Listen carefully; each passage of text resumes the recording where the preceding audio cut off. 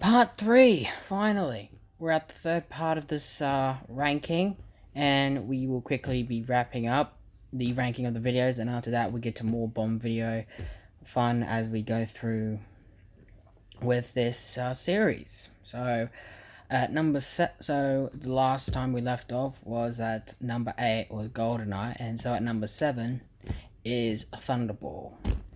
Okay, to say that the majority of the Sean Connery movies are considered Bond classics, and particularly the first four installments. Now, this film is, though it has been labeled as a classic for the series, it is divided. People love it, people hate it. Uh, and I'm the category that loves it. Now, this is Sean Connery's fourth outing, and this film came after the big blockbuster success of Goldfinger.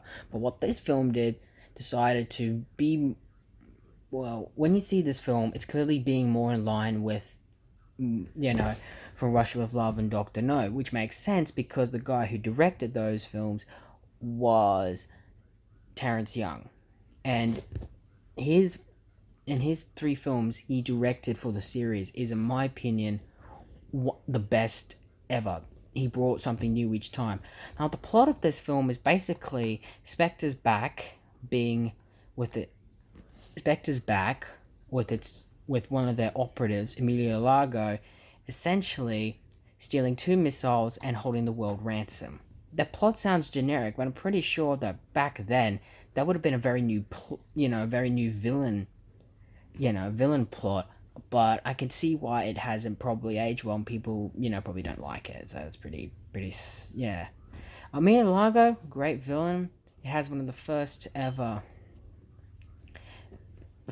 female, like, proper, more femme fatale female villains to the Bond series, Fiona Volpe, and she's great.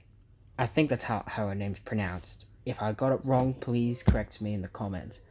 Sean Connery, great in the role. Overall, this film is just really great. The opening with the jetpack is fantastic for me. The fight scenes are great, and the fact that the film is basically underwater themed, I really like. Now, I will be honest, the underwater scenes do tend to drag, but despite that, I find it to be a pretty entertainable film.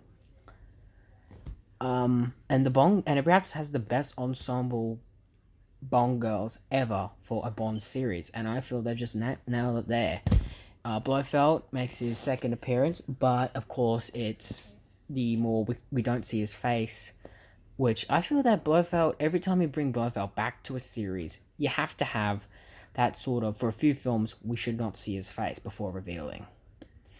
And here we get a much more broader scale of how large Spectre is than we have ever had. And yeah, and and the score for this film is pretty great. So yeah, and it was another successful film. People complain it runs too long, and even I would admit, yeah, it does, but it doesn't bother me as much. And the fight scenes are pretty damn good as well, and I find it to be one of the classics of the series, and you can't deny that. Coming in at number 6 is The Spy Who Loved Me, another James Bond classic. This is Roger Moore's Goldfinger Bond film. This is his best one of his entire genre. So what's great about it? First off, Bond teaming up with a female Russian agent for the KGB, Imagia Masova. First off, great premise there. And basically, the MI6 and KGB have to work together pretty great. And I just like how this film just went all out, because after The Man with the Golden Gun, they realized they needed to make a bigger, badder film for the series to survive, and they succeeded with this. The sets were great.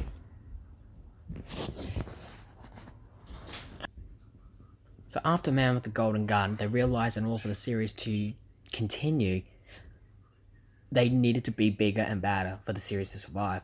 Roger Moore here finally nails his portrayal of Bond. And it's just great. This is just so cartoony, fun, over the top. It fits Roger Moore's era well, perfectly. Also, what's this film great for is the introduction to one of the best Bond henchmen of all time, Jaws. played by Richard Kiel. And he is just fantastic in the role. He's menacing, scary, but a bit comedic, and I love that. It's a bit over the top, this film, but hey, it's perfect for me. Also, another thing I like about this film is the introduction to the Lotus as Spree, Roger Moore's Bond car, and it's fantastic. And the fact it can turn into a submarine when underwater is pretty great. The main villain of the film, Stromberg, very actually fun villain, very fun. He's a egomaniac who wants to make a new civilization under the sea.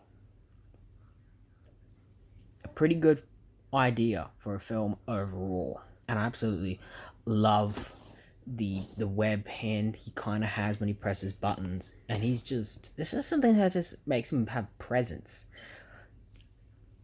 And by the way he dies, not my personal favorite, but overall this is a really classic Bond film. And if you want to watch classic Bond films, two classic Bond films, I highly recommend 3 certain classic films to watch for the official series. This is one. And the other one will be coming up soon. But for now, at number 5, From Russia with Love. Now, just like Dr. No, it should be noted that the first 3 films in the series was struggling to find its own formula. Dr. No did have some of the groundwork, but From Russia with Love, where some of the more format of how a film would flow would be introduced. Terrence Young again returned to direct, Sean Connery coming back, and here it's more of a straight up spy thriller. And this is said to be Sean Connery's favorite, and I'm inclined to agree. It's definitely one of my favorites. The fact it's at number 5 means it's in my top 5 favorite Bond films to watch. Also, people ask, what's so great about this film? Well, basically, it's a Cold War spy thriller, and the plot does get a bit complicated, but that's why it can be a bit complicated sometimes, but it makes me so invested. And this is the first time we get to see how large a Spectre is. Here we get to see the Spectre organization properly for the first time, and here's the first time we ever get to see Blofeld, although face not revealed. And this is good. This builds up tension to Bond finally coming face to face with his arch nemesis. It also introduced a proper Bond female villain, Rosa Klebb, another classic villain for the series, and its first ever henchman, Red Grant, and became the sort of like assassin, dark reflection of Bond. But another thing is that was the first time when you had a sort of tall, muscular, blonde-haired Russian in the film series, and they would continue on. Another thing this film is also responsible is the format of having the pre-title sequence, then the title sequence. It also introduced in my opinion, one of the greatest supporting characters in the series,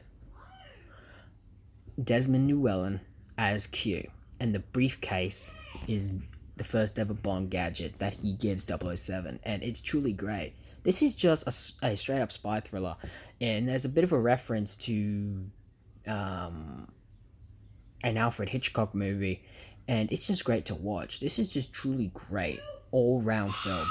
A lot of the format for the Bond series came from this film and Dr. No, but there'll be one film where the formula was firmly established in place and is considered by many to be the greatest Bond film of all time and the first ever major blockbuster, and kicked off Bond mania. And what's that film? Well, at number 4, here it is, Goldfinger. Now I'm going to get a bit of flack for this too, because to many people and many Bond fans, this is the go-to Bond film. This is the best film of the series, and if it's not at number 1, then you're bloody crazy. Well, hear me out. I do acknowledge it is not just a classic, it is one of the greatest Bond films. Or Goldfinger, a classic and memorable villain. I absolutely love him. Oddjob, perhaps one of the most iconic Bond henchmen, and the more traditional, strong silent type, which was introduced because of his performance. Pussy Galore, an iconic Bond girl. The Aston Martin DB5, Bond's classic car filled with gadgets. Sean Connery at his best portraying Bond. But it comes down sometimes to personal taste. And I just find that certain films I find to be far more interesting and far more enjoyable, purely based because it fits my sort of, personal tastes. Now, this film is a classic. It is the best Bond film ever made, but it's not a personal favorite, and that can sometimes get lost in translation when someone tries to defend it saying what's their favorite Bond film. I do highly recommend you do watch Goldfinger though, to see why people say it's so great. Because hell, Guy Hamilton, who directed this film, truly did introduce to the world one of the greatest films in cinema history. And everyone who was on board with the project should be heavily commended for bringing what's the most iconic film to the series. Speaking of iconic films, number 3, Casino Royale. In 2006, after Die Another Day, in order to save the series needed a reboot. That's how desperate they were to save the franchise. And to everyone's shock, Daniel Craig was cast as James Bond. The reason of the shock, because it didn't look like Bond. Now, this is the film that got me into the series. This is the film that made me a huge Bond fan. And again, when I watched this and I saw that many people were actually complaining or being worried about this guy being cast to play, well, Bond, I kind of get it, but I didn't really give a shit. Now, what do I mean by that? Well, again, this is my first Bond film, and this made me a fan. I didn't even know who Bond was until I saw this film. And here we got one of the few, and what we got here was a different Bond. See, every other Bond had brought something to the table, but this was sort of a rookie agent becoming the legendary character, and Daniel Craig nailed that performance. This is a really good film. Vesper Lynd, played by Eva Green, a classic Bond girl, and one of my personal favorites. Le Chiffre, a very memorable Bond main villain mainstay. And I just like the performance and basically how the character is.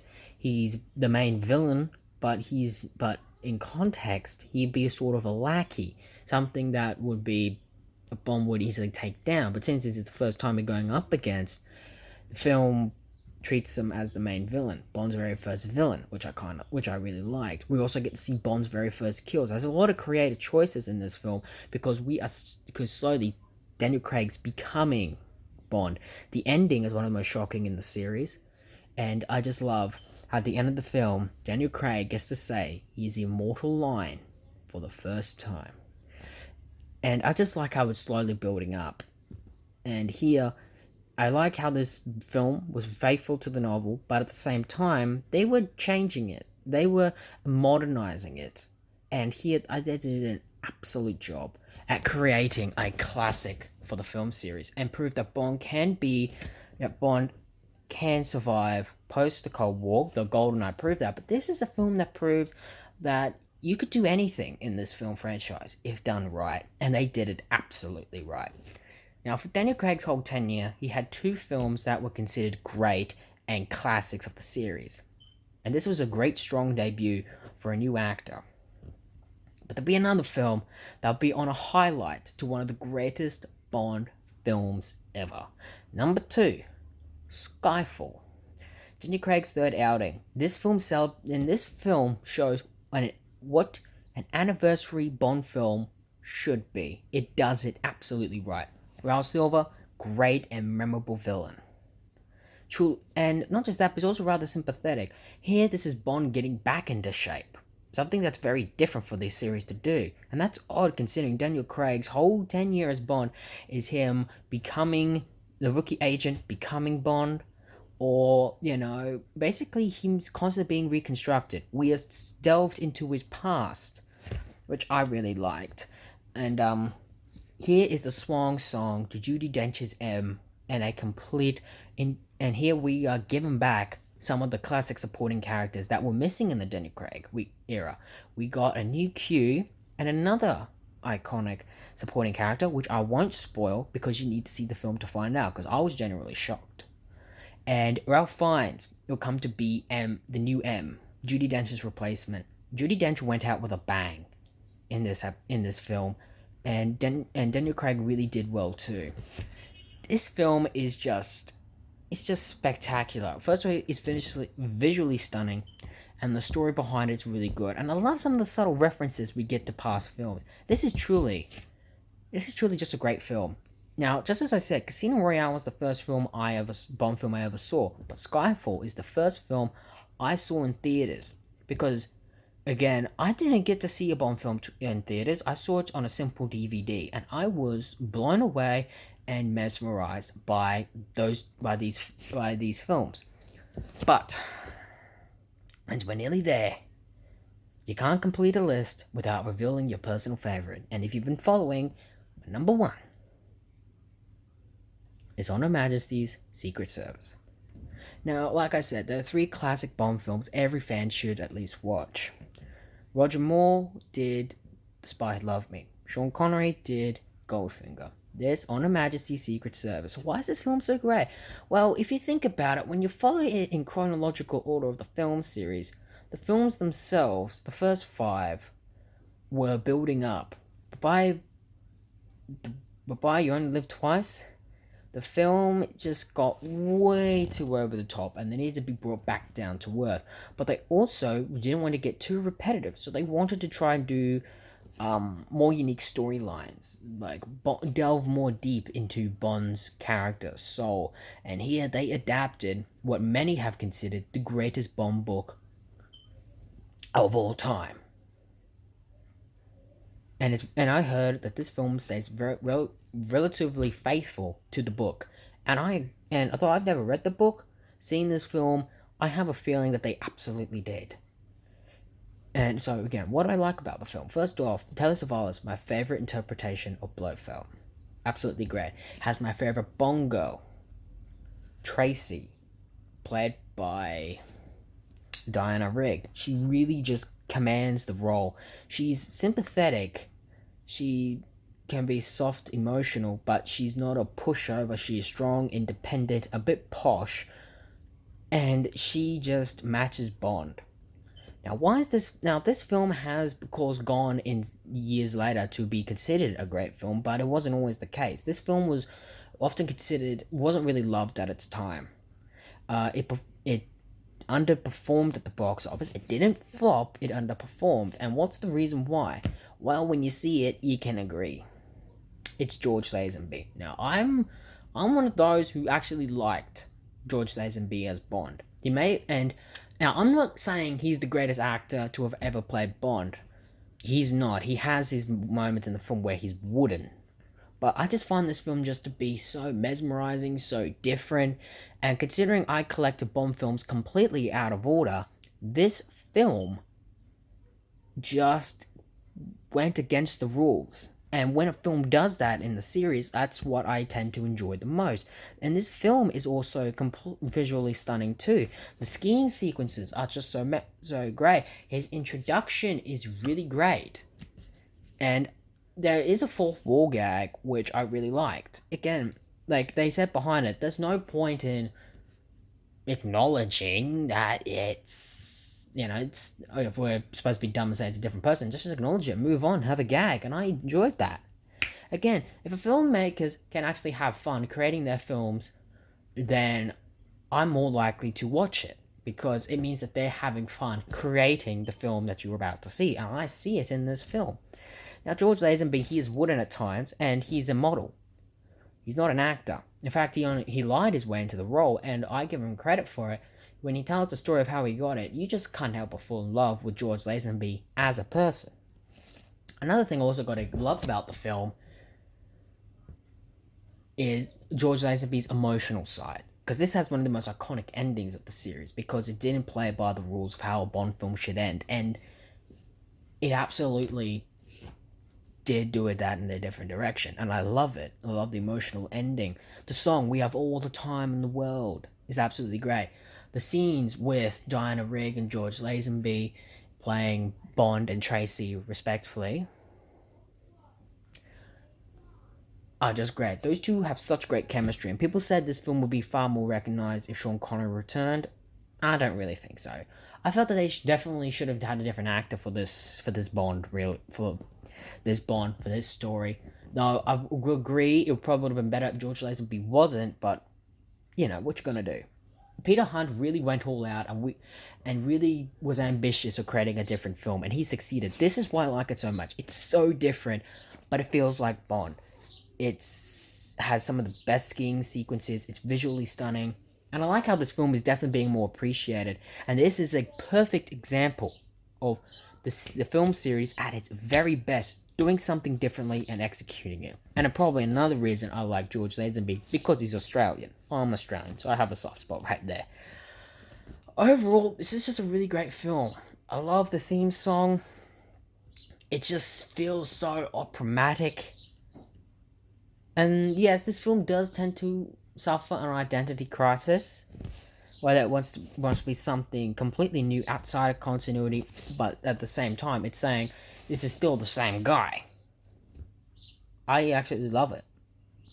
Now, there is a era in the film where, you know, you will see it when you watch it, even you will figure it out, but again, I've always had a different way of explaining that, which I will in a later video, but you know, it's just all fun. This film is just fun. It's different. It's exciting. It's emotional.